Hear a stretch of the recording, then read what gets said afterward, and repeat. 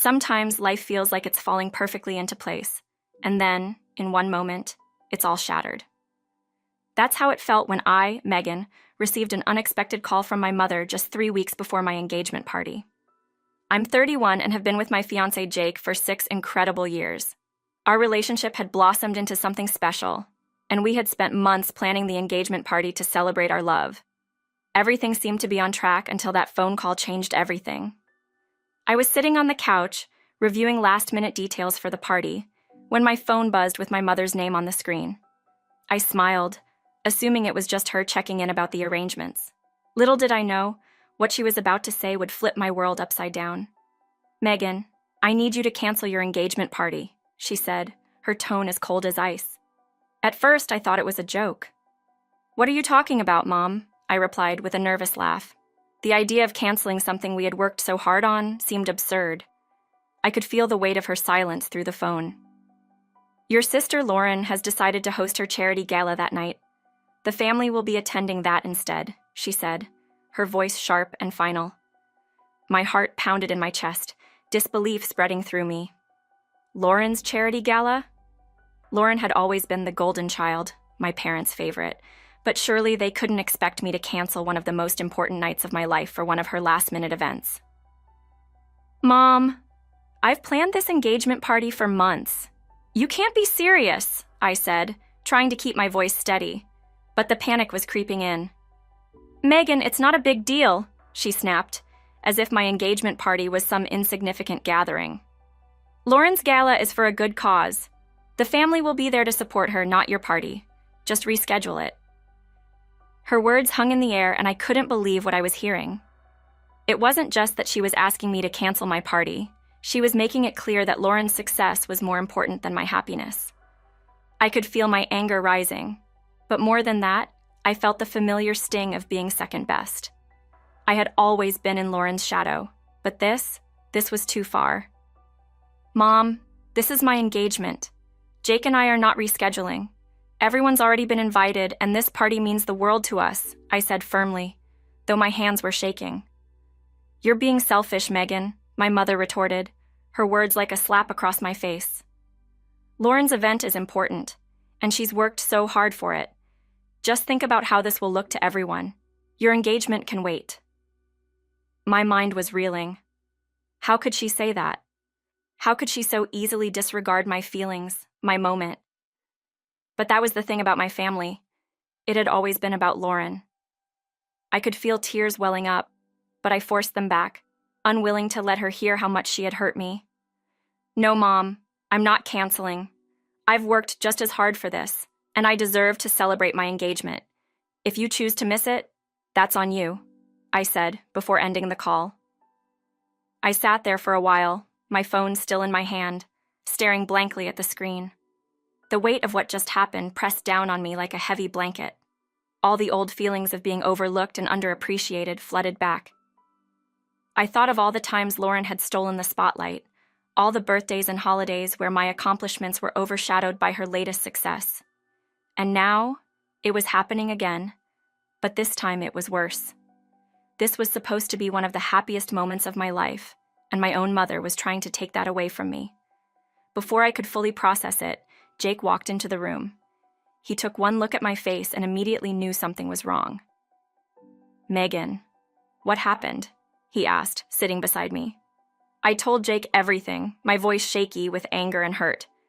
As I spoke, I could see his expression change, the disbelief and frustration building. By the time I finished, he was fuming. "That's insane," Jake said, his voice firm but calm. "We're not canceling anything. This is our engagement, and no one gets to take that away from us." I nodded, grateful for his support, but a deep sadness still lingered. "I just don't understand why they always put Lauren first," I muttered, my voice barely above a whisper.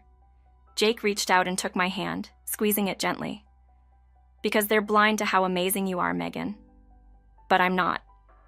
And neither are the people who truly care about us." That night, I tried to push the hurt aside and focus on our party. I knew there were still a million things to do, but the sting of my mom's words kept pulling me down. I tossed and turned in bed, unable to shake the feeling that this was only the beginning of something worse. The next morning, I woke up determined to move forward. I had to let go of the drama and focus on what mattered, celebrating our love and our future. But just as I was beginning to feel a little better, my phone buzzed again. This time, it was a text from my cousin, Sophie. "Hey Megan, is everything okay? I heard you and Jake broke up," her message read. My stomach dropped, and my hands started shaking as I stared at the screen. I quickly typed back, "What? No, we're fine.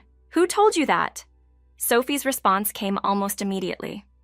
"Aunt Linda said your mom told her you guys had called off the engagement. She's telling everyone the party's canceled." My heart sank.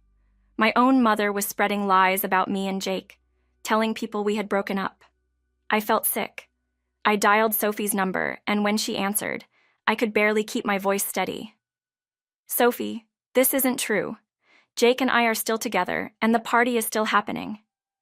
"I don't know why Mom would say that, but it's a lie," I said, feeling like the ground was slipping out from under me. Sophie was quiet for a moment before responding. "Megan, I'm so sorry. I had no idea. I'll let everyone know the truth." I hung up the phone and felt the tears finally break free. This was worse than I had imagined. My mother wasn't just asking me to cancel the party, she was actively sabotaging it. I spent the next few hours calling and messaging every family member I could think of, frantically trying to undo the damage she had caused. Jake helped me, his voice steady and reassuring, but I could see the anger in his eyes. "Why would she do this?" I asked, my voice barely a whisper. "Why would my own mother try to ruin my engagement?" Jake shook his head, unable to find an answer that made sense. "Some people can't stand seeing others happy," he said quietly. "But we're not letting her win." The next few days were a blur of phone calls and damage control. I was exhausted, emotionally drained from trying to convince my family that the engagement party was still happening and that Jake and I hadn't broken up. It was humiliating, having to explain over and over again that the rumors weren't true. But slowly, the truth began to spread, and people started reaching out, offering their support. I could feel the tide turning, but the betrayal from my mother and the constant reminder of how my family had always put Lauren first weighed heavily on me. I knew I needed to confront my mother, but I wasn't ready for that yet. I wasn't sure if I'd ever be ready. A few days before the party, I decided to visit my Aunt Linda, hoping I could clear the air in person. She had always been close with my mother, but she had also been kind to me over the years.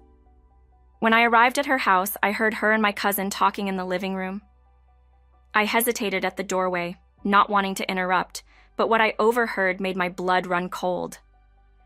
"I can't believe Megan would cancel her own engagement just to spite Lauren," Aunt Linda was saying.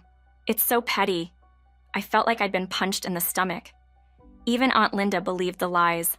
I stepped into the room, my heart pounding in my chest. "Is that what you really think of me?" I asked, my voice trembling. Both Aunt Linda and my cousin jumped, their eyes wide with shock. Aunt Linda recovered first, quickly standing up and putting on a fake smile.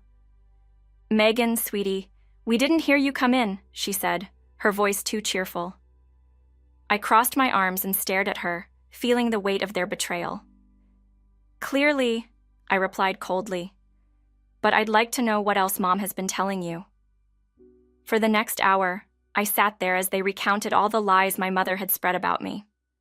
According to her, I had thrown a fit when I heard about Lauren's gala and decided to cancel my engagement party out of spite. It was a twisted, ugly version of the truth, and hearing it made my stomach churn. I felt the anger rise inside me, but I fought to keep my voice steady. "None of that is true," I said, my words sharp. "I didn't cancel anything. Mom asked me to cancel for Lauren, and when I said no, she decided to spread these lies. I'm not the one being petty. She is."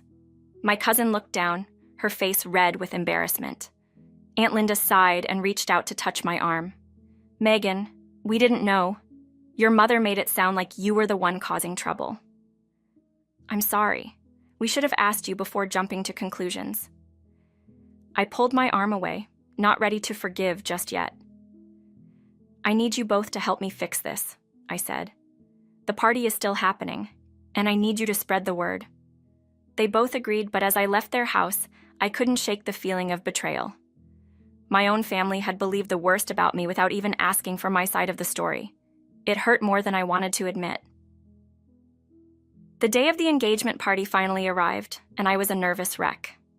Jake and I had done everything we could to repair the damage, but I still wasn't sure how many people would show up. As we walked up to the venue, my heart was pounding in my chest, and I could barely breathe. Jake squeezed my hand as we pushed open the doors, and what I saw took my breath away. The room was packed with people. I couldn't believe it. Despite everything, our friends and family had shown up to celebrate with us.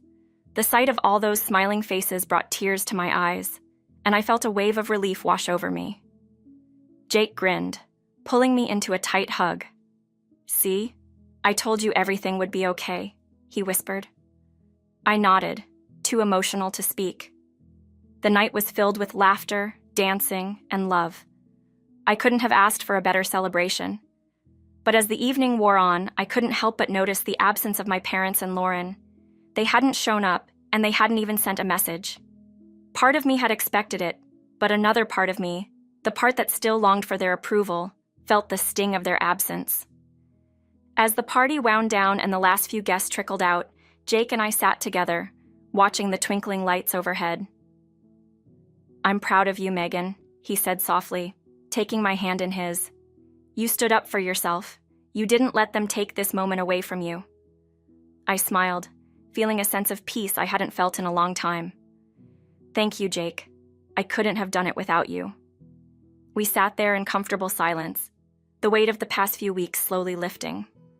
I knew the road ahead wouldn't be easy, especially when it came to my family, but for the first time I felt like I had the strength to face it. The next morning, I woke up to a string of angry messages from my mother. "You ungrateful, selfish girl," one of them read.